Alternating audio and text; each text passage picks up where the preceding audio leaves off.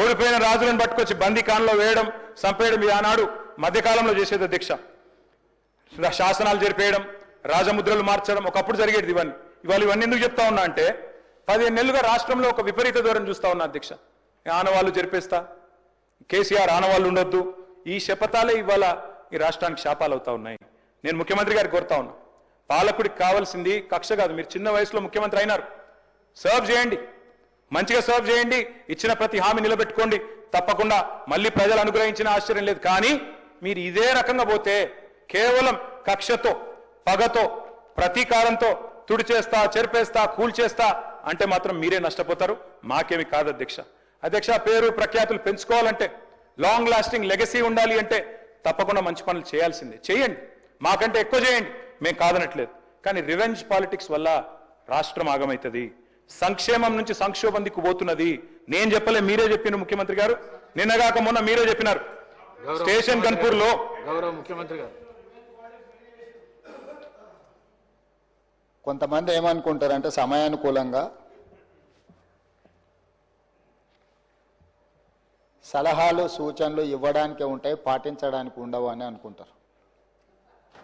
ఎందుకు అని అంటే తమ దాకా వస్తే కానీ తమకు అర్థం కాదన్నట్టు నిజంగానే కక్ష సాధింపు చర్యలకు పాల్పడే ఆలోచననే ఈ రాష్ట్ర ప్రభుత్వానికి ఉండి ఉంటే ఈరోజు అక్కడ కూర్చొని అక్కడ నించొని నోటికొచ్చింది మాట్లాడే అవకాశం ఉండకపోతుండే.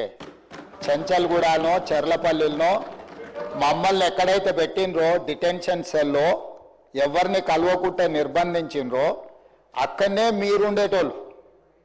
కానీ మా ప్రభుత్వం 15 నెలల్లో ఎవరి మీద కూడా కక్షా సాధింపు చర్యలకు పాల్పడలేదు.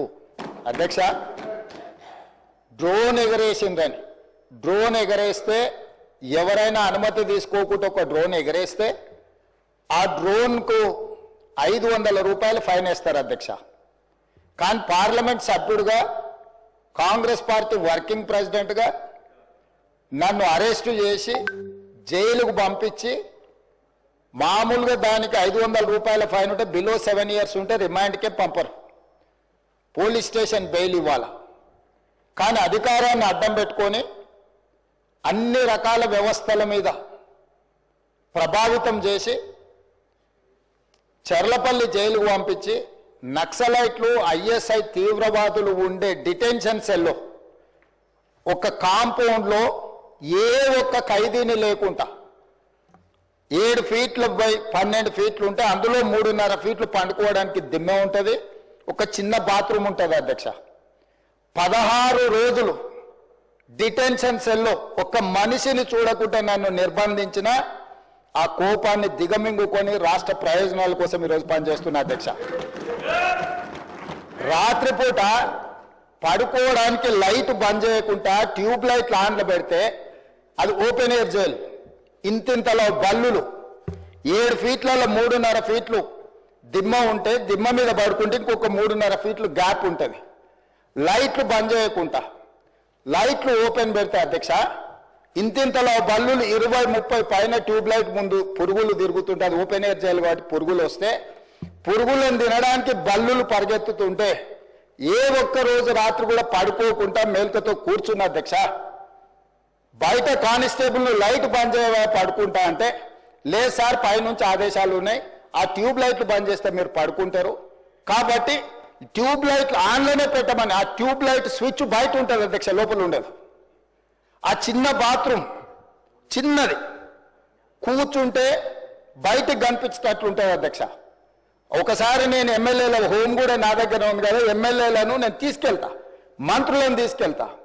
ఏ జైల్లో ఐఎస్ఐ తీవ్రవాదులను కరడుగట్టిన నక్సలైట్లను బంధిస్తారో పార్లమెంట్ సభ్యుని నన్ను 16 రోజులు అందులో బంధిస్తే 16 రోజులు రాత్రిపూట ఏ ఒక్క రోజు పట్టుకోలేదు అధ్యక్ష. పొద్దున పూట బయటకు వదిలినప్పుడు 6 గంటలకు వచ్చి ఖైదీలను బయటకు వదులుతారు కదా అధ్యక్ష. బయట ఒక చెట్టు ఉంటే 16 రోజులు పొద్దున పూట చెట్టు కింద పడుకున్న అధ్యక్ష. అయినా నేను కోపం ప్రదర్శించలే.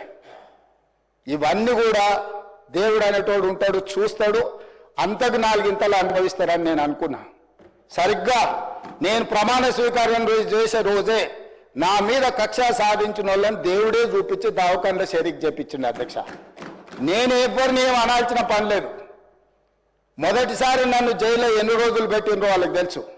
నా బిడ్డ లగ్గం ఉంటే కూడా లగ్గానికి ఇంటరిం బెయిల్ 2 గంటలు పోయి లగ్గం చూడడానికి కూడా అభ్యంతరం పెట్టి ఢిల్లీ నుంచి న్యాయవాదులను తీసుకొచ్చి ఇక్కడ వాదించి ఆయన బిడ్డ లగ్గపత్రిక రాసుకోవడానికి కూడా వెళ్ళడానికి వీల్లేదు అని చెప్పి కోర్టులో వాదించిన వాదనలు అక్కడ ఉన్నాయి అధ్యక్ష.